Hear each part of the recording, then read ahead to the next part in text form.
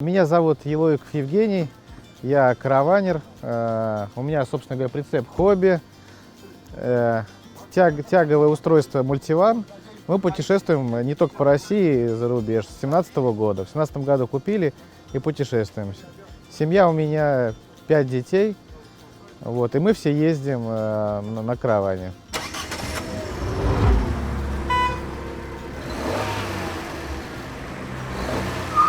Ни разу в России не видел места, где бы собирались караванеры в таком количестве.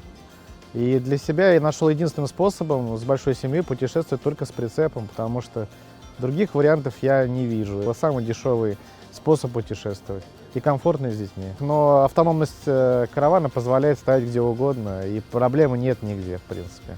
Мы подбираем все для детей, да. Ну, прям было классно, на самом деле. Встали прямо на природе, возле горной реки.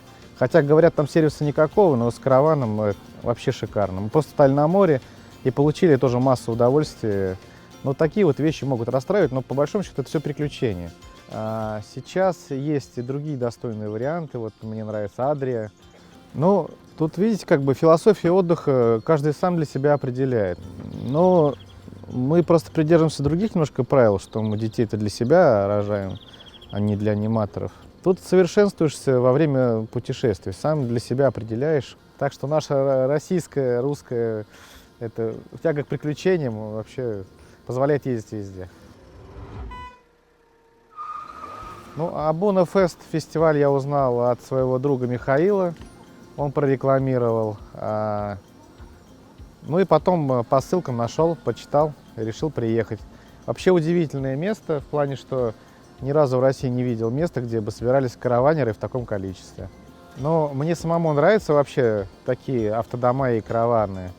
И для себя я нашел единственным способом с большой семьей путешествовать только с прицепом, потому что других вариантов я не вижу. С большой семьей путешествовать очень тяжело. Это сумки очень много везде, там, по гостиницам, все бронировать надо. Это такой сложный процесс. С караваном все проще, ты все погрузил и поехал. Самый дешевый способ путешествовать и комфортный с детьми. Ну, во-первых, мы за совместные путешествия, ценности у нас в семье такие.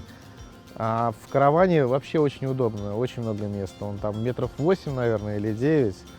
Там реально очень много места. То есть никто никому не мешает и комфортно путешествовать. У каждого свое место, каждый там шкафчик. Там все привыкли уже, удобно все по местам. Логистика практически никакой. То есть дети сами все знают, куда зайти, куда выйти. Очень быстро все происходит. Это было замечательно вообще. Мы поехали в Германию тогда, по Европе путешествовать. Очень много впечатлений от того быта, который в Европе, от того, как там все обустроено, что можно комфортно перемещаться, гулять, путешествовать. Все здорово, прям классно. Вообще мы всегда путешествовали по Европе, но из-за ковида вот в том году и в этом году по России. В России тоже очень много мест. Но единственное, что не обустроенных, но автономность каравана позволяет стоять где угодно, и проблемы нет нигде, в принципе. Вообще не пугает абсолютно, у меня в машине бак дополнительный, я могу на машине отъехать, налить воды и заправить. Солнечные батареи стоят.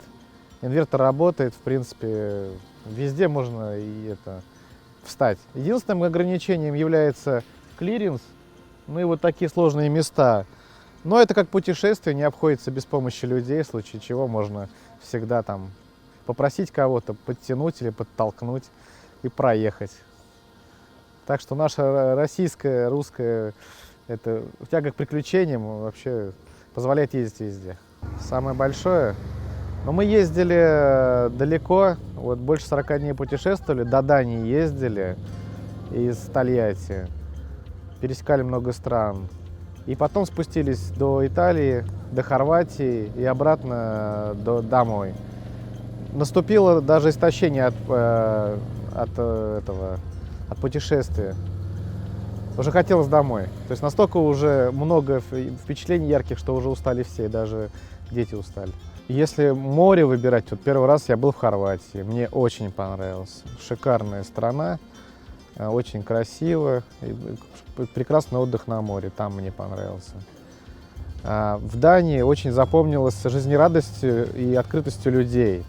И то, что там нет загруженности, как у нас на парковках, очень все свободно. Там страна велосипедов, и очень понравилось в Дании.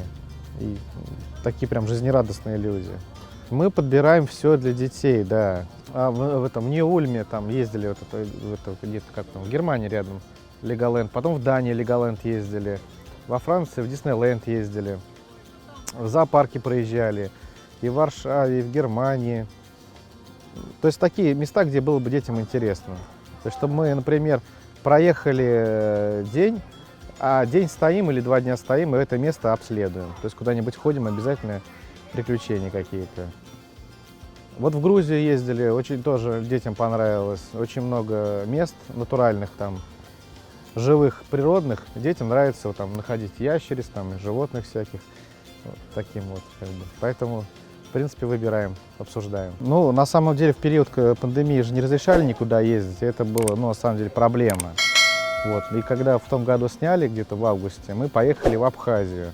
Ой, сначала в Адыгею. Ну, прям было классно, на самом деле. Встали прямо на природе, возле горной реки. Там походили, пешим ходом походили, возвращаясь всегда в караван. А потом переехали в Абхазию. И Абхазия для нас тоже открылась чудесным образом. Хотя, говорят, там сервиса никакого, но с караваном вообще шикарно. Мы просто стали на море и получили тоже массу удовольствия от самой погоды, от видов и даже от местной кухни. Там очень много людей сами готовят еду, очень вкусно. Но во время путешествий с кражами я не сталкивался, а поломки бывают периодически. Даже вот сейчас ни с того ни с сего перестало работать электричество в кемпере. Вот. Просто эксплуатирую давно, и он уже проехал много по нашим некачественным дорогам. И везде где-то какие-то контакты, что-то отходит. Но, в принципе, это не напрягает. То есть, просто достаточно пройти, проверить все, и оно работает. Из такого глобального, там, колесо, например, у меня один раз испортилось. Проблема в том, что в России, например, не найдешь. Как у колесо, это под заказ, специфическое. Но такие вот вещи могут расстраивать, но по большому счету это все приключения. То есть всегда находишь какие-то мероприятия сразу, чем заняться, кого-то найти или что-то подскажет. Так что это все интересно. Пока ехал сюда, мы в Тамбове решили позавтракать в Макдональдсе, а поскольку с караваном очень длинный состав и встать негде, город маленький, заехали в тупиковую зону, я сразу это не понял. Но пока продвигался, я понял, что я в тупике, то есть там места для разворота практически не было.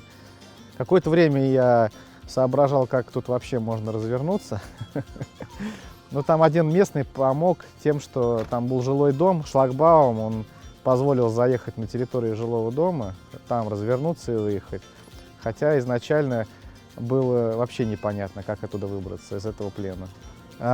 Этот прицеп компании «Хобби», Германия, он достаточно длинный, 720 УКФЕ.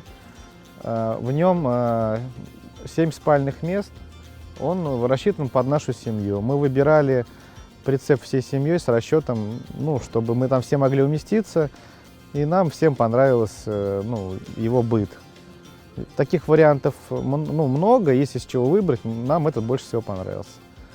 Ну и плюс по цене он был достаточно недорогой. Когда я принимал решение о покупке прицепа, может быть, я недостаточно пересмотрел вариантов, которые существуют на рынке. Сейчас есть и другие достойные варианты. Вот мне нравится Адрия, там тоже такой же длинный. По-моему, 903 модель какая-то, там тоже на 7 мест. Альтея называется, наверное, да? Дизайн и там какие-то технические вещи тоже нравятся. Но по сути этот прицеп удовлетворяет всем запросам. Можно сказать, что переход на другой, можно сделать. В принципе, этот устраивает. Тут, видите, философия отдыха каждый сам для себя определяет. Например, кому-то нравится полететь в Турцию и лежать там 11 дней на пляже. Я для себя такой формат пробовал, когда еще детей не было. Мне он не понравился. То есть достаточно 2-3 дня в одном месте, уже скучно становится. Мне нравится очень путешествовать, как моей супруге и детям. поэтому нравится посещать очень много мест. С перелетами гостиницами очень сложно это делать, а с караваном очень удобно. Например, я еду, устал, ну, выбрал место, остановился и заночевал.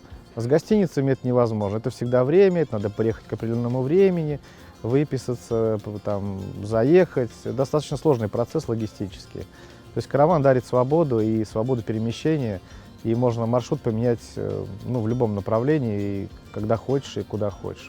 Можно дольше путешествовать, можно раньше уехать, ну, достаточно по общему настроению. Но мы просто придерживаемся других немножко правил, что мы детей-то для себя рожаем, а не для аниматоров. По сути, мы всегда с ними и чем-то занимаемся. И у нас разновозрастные дети, там, от 2,5 лет до 16, интересы у всех разные. То есть, если приехать куда-то там в место, где есть анимация, это не решение. То есть кого-то из детей, возможно, это интересно, а остальным неинтересно. То есть приходится выбирать какие-то компромиссы, которым нашей семье бы устраивало по путешествию.